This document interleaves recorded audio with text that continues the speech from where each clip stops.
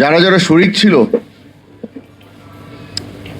তারা কোনো সময় দলের ব্যাপারে চিন্তা করে, নিজের পরিচয়ের ব্যাপারে চিন্তা করে মাঠে ঝাঁপিয়ে পড়েনি। তারা সকলে মাঠে চলে এসেছিল দেশের ব্যাপারে চিন্তা করে। আজকে আমরা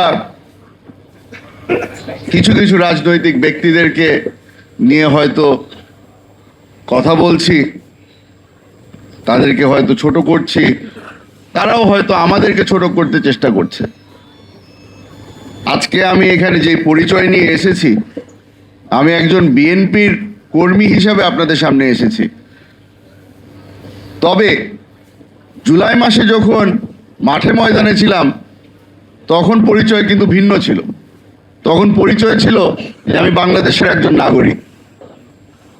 আমাদের হয়তো নিজেদের ব্যাপারে একটু চিন্তা করা দরকার, নতুনভাবে একটু চিন্তা করা দরকার যে যারা জুলাই যোদ্ধা তাদেরকে আমরা সেই সম্মানটাই দিই যেটার জন্য তারা দীর্ঘদিন লড়াই করেছে, রক্ত দিয়েছে।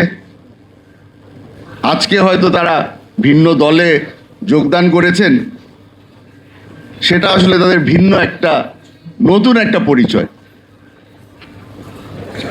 তবে জুলাই অগস্ট মাসের যে আত্মত্যাগ, যে পরিশ্রম, সেটাকে আমাদের সেলুট জানাতেই হবে।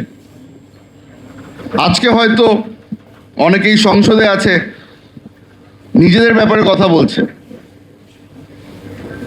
তবে আমরা যেন কোনো সময় ভুলে না যাই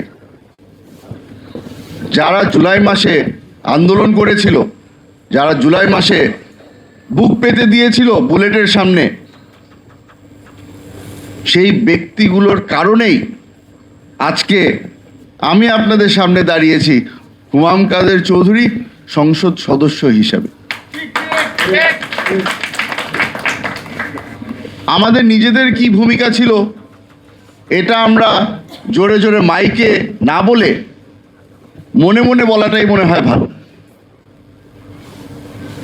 আমি জানি আমি জুলাই মাসে কোথায় ছিলাম, আমি জানি আমার জুলাই মাসে কোথায় থাকা উচিত ছিল। তবে টিভির পর্দায় আমরা সকলেই দেখেছি আমার চাচি ওখানে বসে চুপচাপ বসে আছে। কিন্তু যারা যারা এখানে মোবাইল নিয়ে এসেছেন, একবার যদি ইউটিউবে গিয়ে খুঁজেন, কোনো সময় যদি জুলাইকে নিয়ে রিসার্চ করেন, প্রথম ভিডিও ওনারই আসবেন। আমার চাচি তার সন্তানের পিঠে হাত দিয়ে বলেছিল, নো টেনশন। এই ব্যক্তির ব্যাপারে এই মঞ্চে দাঁড়িয়ে আমার লম্বা বক্তৃতা দিতে হবে না। এটাই হলো গিয়ে ইতিহাস, জুলাইয়ের ইতিহাস, এটা সবসময় মনে রাখবে। তবে আপনারা এখানে যারা যারা আছেন, আমাকে এখানে রাশেদ ভাই বলল, রাশেদ ভাই ঢাকা ইউনিভার্সিটির একজন স্টুডেন্ট, ওনার একটা বড় দায়িত্ব আছে, ওনার কানেকশন আছে ঢাকা ইউনিভার্সিটির সাথে।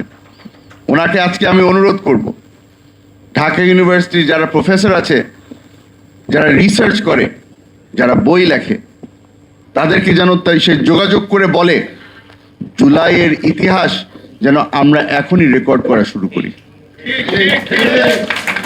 আমরা দেখেছি আমাদের যেই স্বৈরাচার দল ছিল তারা কি করেছে, আমরা দেখেছি। স্বাধীনতার যুদ্ধের ইতিহাস নতুনভাবে লেখার চেষ্টা করেছিল 30 বছর পরে, ওটা যেন তাদের ইতিহাস হয়ে দাঁড়ায়। আমরা সেটা চাই না, আমরা সঠিক ইতিহাস রেকর্ড করতে চাই এখনই। সুযোগ এখনই এসেছে, চলেন আমরা সবাই একসাথে কাজ করি।